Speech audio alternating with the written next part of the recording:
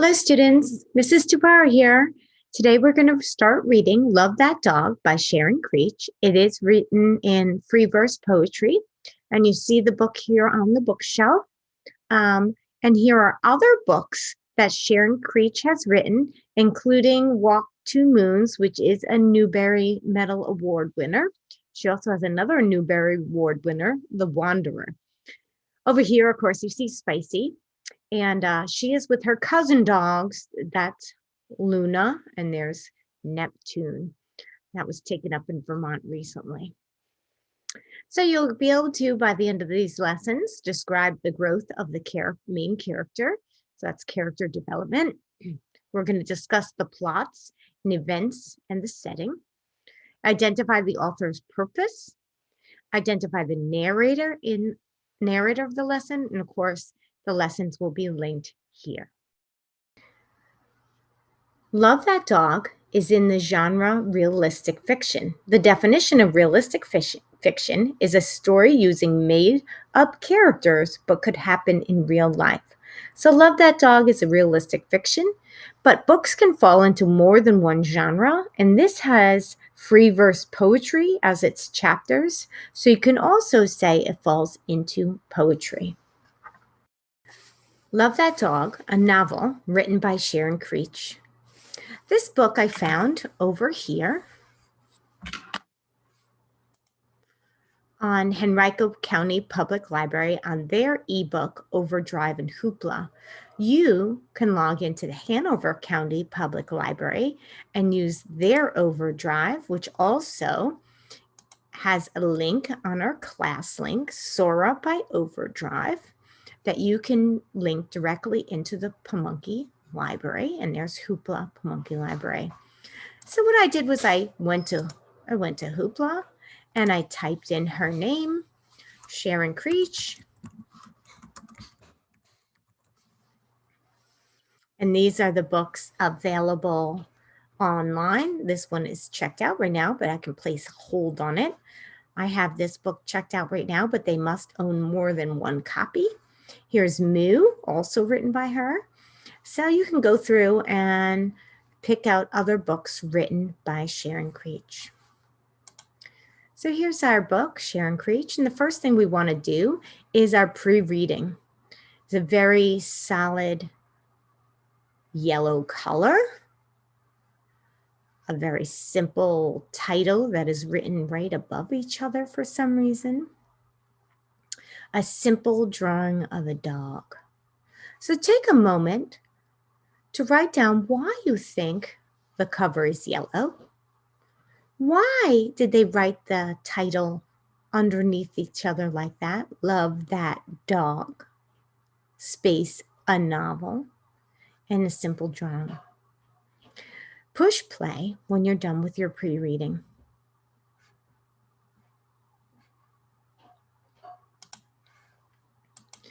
I'm going to turn the pages. There's the title page, and if you look, let's see if I can move it up. Nope. Joan Gottler Books, that's the publisher at the bottom. It's a little cut off there, by Harper Print. Dedication page.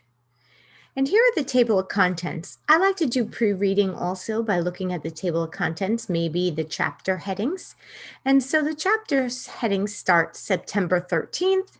So we go through the month of September, then October, then November, December, January, February, March, April, May, and June. What was the first month it started at? September. And the book ends in June.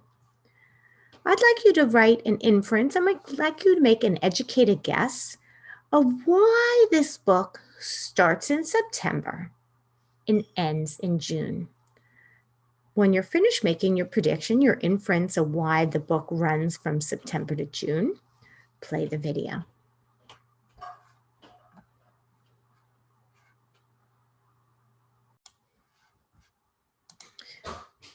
So I also am going to do my pre-reading, and let me write Love That Dog by Sharon Creech. Put the title on paper. You should do the same, and the author. And let's see, why might the book have a solid yellow cover? It's a really good question, and I wish I was there to hear some of your answers. I'm gonna say maybe yellow is significant in the book. I think that could be a good reason why, that there's maybe something to do with yellow in the book. The other thing I noticed that the table of contents or chapter headings start in September and end in June. Why? What calendar do we know of that starts in September and ends in June? What were some of your answers? Did anybody say our school calendar starts in September and ends in June? Can part of our setting, which remember setting could be time as well as place, time frame, if it's September to June, it sounds like the setting might have to deal with the school year calendar somehow. Did anybody else come up with that prediction? All right, now that we have some of our pre-reading and we can take notes on our paper throughout about our characters. So I'm just going to write characters. I don't know anybody yet. We haven't started reading. Maybe I'll write characters down so I can have a little place on my paper for characters. Maybe I'll take notes over there for characters. Over here, maybe I'll write setting. I can maybe over here take some notes on setting.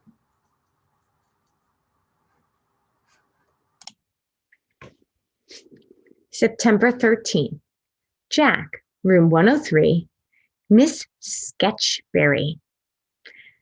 So we were right in our prediction that this is taking place in a classroom. So we can add that to our notes. And part of the setting, of course, is what? We have it right here. What's part of the setting? Room 103. And remember, setting can be the time of year. So the book starts at September 13th. I don't want to because boys don't write poetry. Girls do. So we're learning a little bit about our character here. Obviously, our character's name is Jack, and he doesn't like to write poetry. And he's saying only girls do. September 21st. I tried. Can't do it. Brains empty. I love that visual. Brains empty. And what does that visualize for you? Is Jack's brain really empty? What could it mean? Well, it could mean that he just doesn't really have any ideas, right? His thoughts are not kind of coming together. Brain's empty. September 27th. I don't understand the poem about the red wheelbarrow and the white chickens and why so much depends on them. If this is a poem about a red wheelbarrow and white chickens, then any words can be a poem. You've just got to make short lines. I love how the author, Sharon Creech, put the words on the page. You've just got to make short lines. Is Jack right here? Is poetry just about how the words are put on the page? What do you think? Or is it also how they put the words on the page and what the words are. Because when the author, Sharon Creech in this case, put the words this way, what does it make you do while you're reading? Listen to how I'm reading it. You've just got to make short lines. It's like it forces me as a reader to stop at each word and think about it. I don't even know if I can read it fast if I tried. You've got to make short lines. It's almost harder to read it like that. So if that is a poem about a red wheelbarrow and white chickens, then any words can be a poem. You've just got to make short lines. I love how she puts that up and down like that. October 4th. So we're 1 month into school. And in the beginning, we know a little bit about his character, right? He is a boy, obviously. He thinks only girls can write poetry. He does not personally enjoy writing poetry. He obviously didn't understand the poem about the red wheelbarrow, which is a real poem that I have linked in our Bitmoji classroom that you can read on your own time right now. Here we go. We're in October. Let's see how Jack goes through the school year. Do we want to make some predictions about maybe what's going to happen to Jack? Do you think he'll dislike poetry the whole time? Do we think he'll grow in poetry? Do you think we'll hear from the teacher speaking in these entries, or will it just be Jack? And I kind of gave away, but who is the narrator of the poems so far or the book so far? Is it the teacher? And her name is Miss Sketchberry. Is she telling the story? Or is it Jack telling the story? And we have a pronoun here, I. I don't want to because boys don't write poetry. So he's obviously the student. And since it says I, it's being told in first person, I, by Jack. Let's go to today's October 4th. Do you promise not to read it out loud? Do you promise not to put it on the board? Okay, here it is, but I don't like it. Such depends upon a blue car splattered with mud speeding down the road.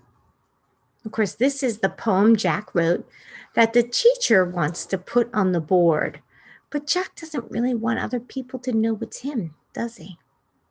Let's read the poem again and look at how the words are on the page. What words are words we have to pause on and think about?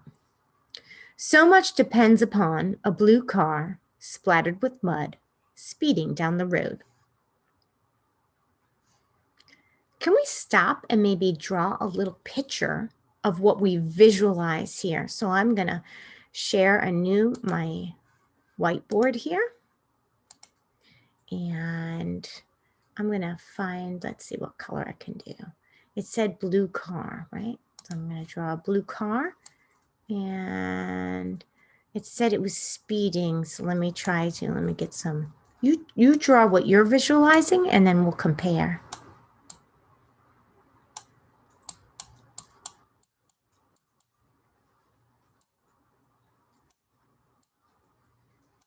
Okay. Let me go back to the poem. So much depends upon a blue car splattered with mud speeding down the road. So I need some mud and maybe a road.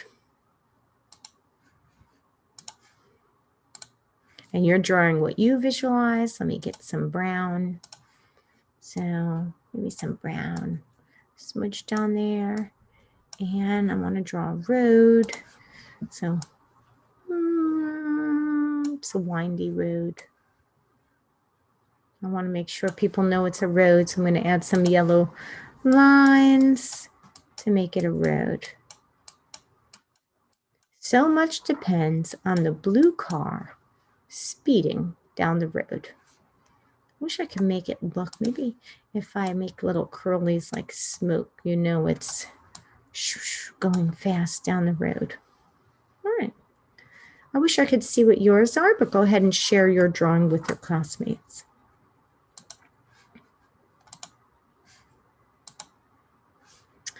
Here we go. That was October.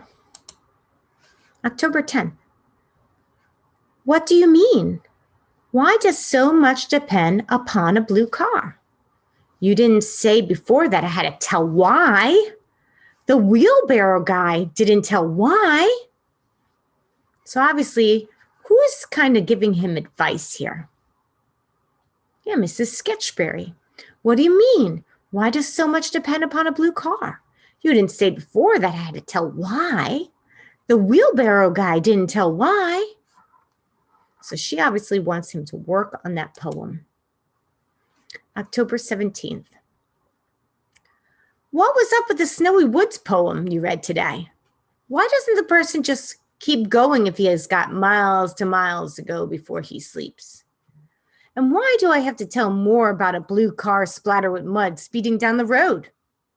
I don't want to write about the blue car that had miles to go before it slept. This is a great poem, by the way, by Robert Frost, Stopping by Woods on a Snowy Evening, that he's referencing here that we'll talk about at the end of the book. So Jack doesn't want to add to the car for some reason or talk more about it.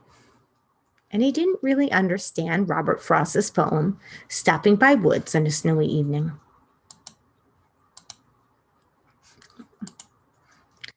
That verse didn't end. I don't want to write about the blue car that had miles to go before it slept. So miles to go in such a hurry. And some of these words reference the poem he had just read, Snowy Evening. In that poem, it does use the words, and miles to go before I sleep, and miles to go before I sleep. End of October. So now we're about 2 months into school. I'm sorry to say, I don't really understand the Tiger, Tiger, Burning Bright poem, but at least it sounded good in my ears. Here is the blue car with tiger sounds. Blue car, shining bright in the darkness of the night. Who could see you speeding by like a comet in the sky? I could see you in the night. Blue car, shining bright. I could see you speeding by like a comet in the sky. Wow. He shortchanged his poem around, and now it obviously has some rhyming words at the end. Bright night, by sky, night bright, by sky again. And we can compare these poems side by side to see how his writing is advancing. Jack's writing is advancing, how his teacher is kind of pushing him a little further in his poetry about this blue car. And this poem also is a poem that is at the end of the book from the poet. Some of the tiger sounds are still in my ears, like drums, beat, beat, beating. October 31st. Yes, you can put the 2 blue car poems on the board, but only if you don't put my name on them. So we're going to pause right now, and we're going to put the 2 poems side by side. Here I put the 2 poems side by side. The first one on the left was written in September, in the beginning of the school year, and the second one is on the right, and that was written and revised about October in the school year.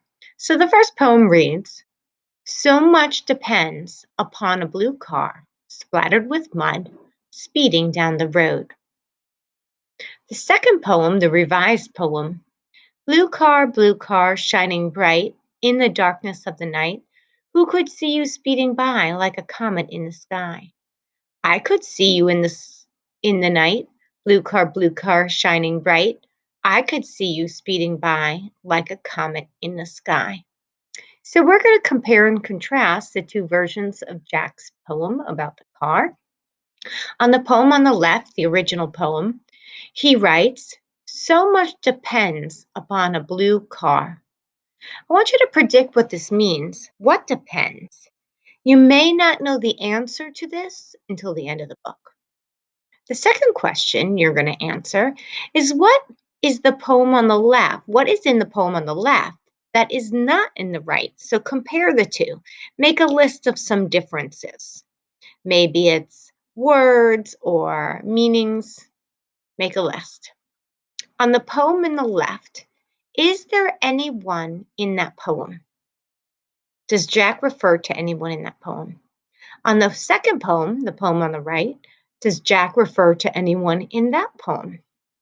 The next question you'll answer, in the first poem, he says, speeding down the road. Instead of speeding down the road, what words make us visualize how fast the car was moving in the poem on the right? Poem on the left. What time of day is the poem on the left? Poem on the right. What time of day is the poem on the right? Underneath your answers, draw a picture of what you visualize for the first poem. Draw a picture of what you visualize for the second poem. You have about 5 minutes. If you need more time to do this, you may take more time, just pause the video.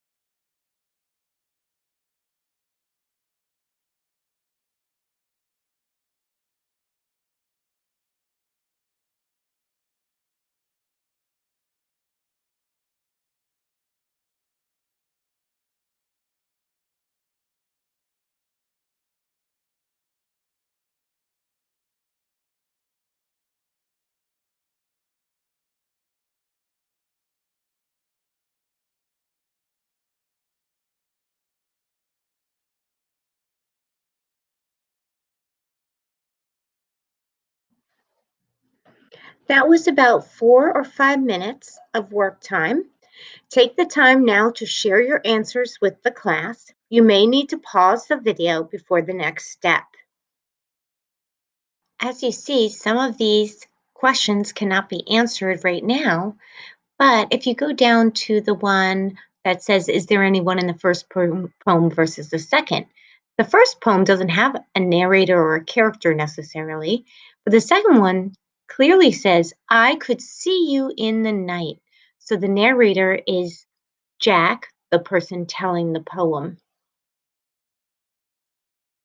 In the first poem, speeding down the road was used to say how fast the car was going. In the second poem, it said, I could see you speeding by like a comet in the sky. Using like or as is a simile, and we can kind of picture how fast a comet goes through the sky. This version doesn't give us any clues of what time of day it is. The second one gives us a few clues. It says, in the darkness of the night. It also says, I can see you in the night. So the narrator is telling us what time of day it is.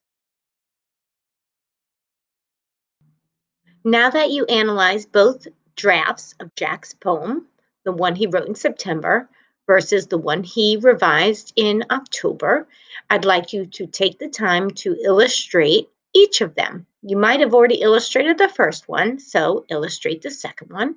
So pause the video, and then when everybody is done, share, and then play the video and you will see my drawings. So I want you to stop. I don't want you to see my drawings until you have the time to do yours. So stop the video, replay when you are done with yours.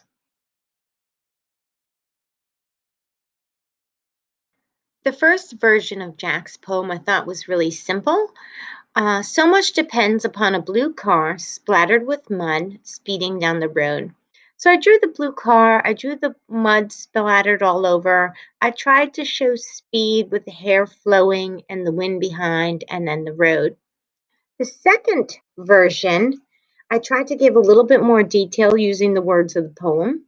Blue car, shining bright in the darkness of the night. Who could see you speeding by like a comet in the sky? I could see you in the night, blue car, shining bright. I could see you speeding by like a comet in the sky. So, because of the poet, Jack in this case, writing the poem, he said, I'm thinking that Jack is witnessing this, and I drew him in the window of the house, looking at the blue car shining really bright, speeding by his house. And I added the comet and the dark sky. I would love to see yours and what you guys came up with from visualizing what he used, the words he used, into an image. Let's continue our reading of Love That Dog. November 6th. They look nice, typed up like that on blue paper on a yellow board. But still don't tell anyone who wrote them, okay? And what does that word anonymous mean? Is it good? November 9th. I don't have any pets, so I can't write about one, especially I can't write a poem about one. November 15th. Yes, I used to have a pet. I don't want to write about it. You're going to ask me why not, right? Let's make some predictions.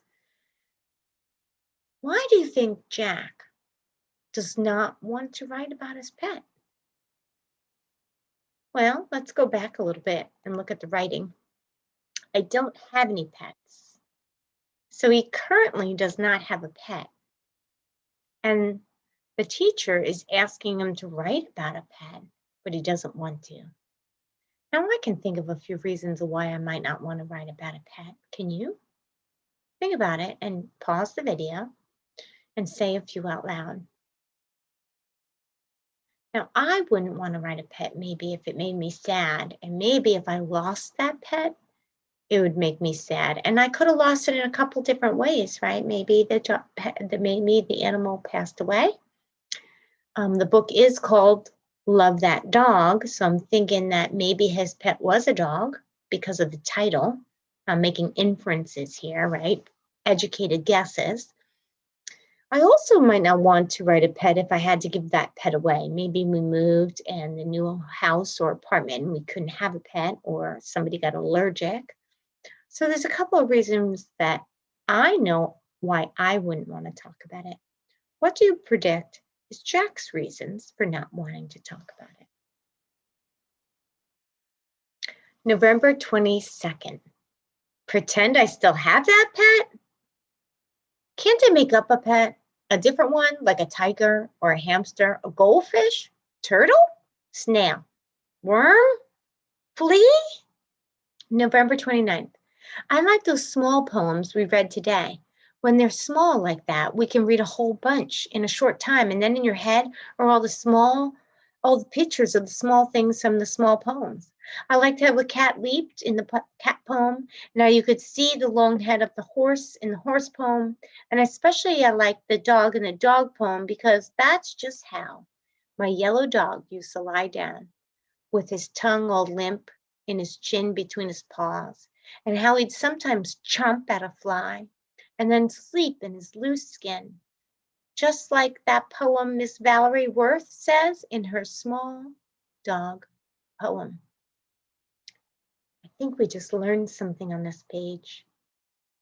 I think we realized maybe your prediction of the cover, why the cover was yellow, might be because the book is called Love That Dog.